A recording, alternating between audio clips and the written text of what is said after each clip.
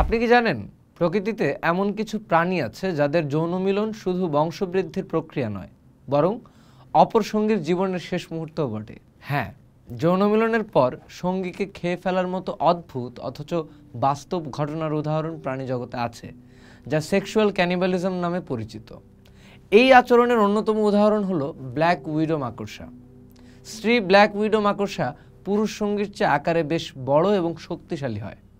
মিলনের পর বা অনেক সময় মিলনের সময়ই স্ত্রী মাকড়সা পুরুষ মাকড়সাটিকে খেয়ে ফেলে।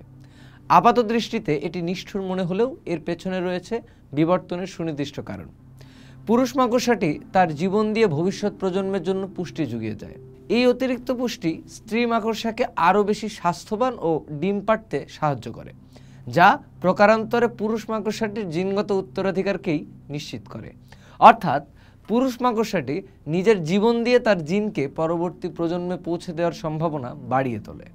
প্রায় একই রকম চিত্র দেখা যায় প্রেইং ম্যান্টিস বা পাতা ফড়িংয়ের কিছু প্রজাতির মধ্যে। স্ত্রী ম্যান্টিসও পুরুষ সঙ্গীর তুলনায় বড় ও হিংস্র হয়। এখানেও মিলনের পর স্ত্রী ম্যান্টিস পুরুষটিকে খেয়ে ফেলে। মজার ব্যাপার হলো, কিছু ক্ষেত্রে দেখা গেছে পুরুষ ম্যান্টিসের মাথা বিচ্ছিন্ন করার পরও তার দেহ মিলন প্রক্রিয়া সচল রাখতে পারে। এর কারণ ম্যান্টিসের প্রজনন অঙ্গের স্নায়বিক নিয়ন্ত্রণ তার পেটের দিকের স্নায়ুগ্রন্থি থেকে হয়, মাথার মস্তিষ্ক থেকে নয়। এখানেও মূল উদ্দেশ্য পুষ্টি সংগ্রহ এবং সেই পুষ্টিকে ডিমের বিকাশে কাজে লাগানো। কিছু গবেষণায় দেখা গেছে যে স্ত্রী ম্যান্টিস পুরুষ সঙ্গীকে খায় সে তুলনামূলকভাবে বেশি ডিম পাড়ে। কিন্তু কেন এই অদ্ভুত আচরণ? বিজ্ঞানীরা এর পেছনে একাধিক কারণ খুঁজে পেয়েছেন। প্রথমত, নিউট্রিশনাল গেন হাইপোথিসিস বা পুষ্টি লাভের তত্ত্বটি সর্বাধিক স্বীকৃত।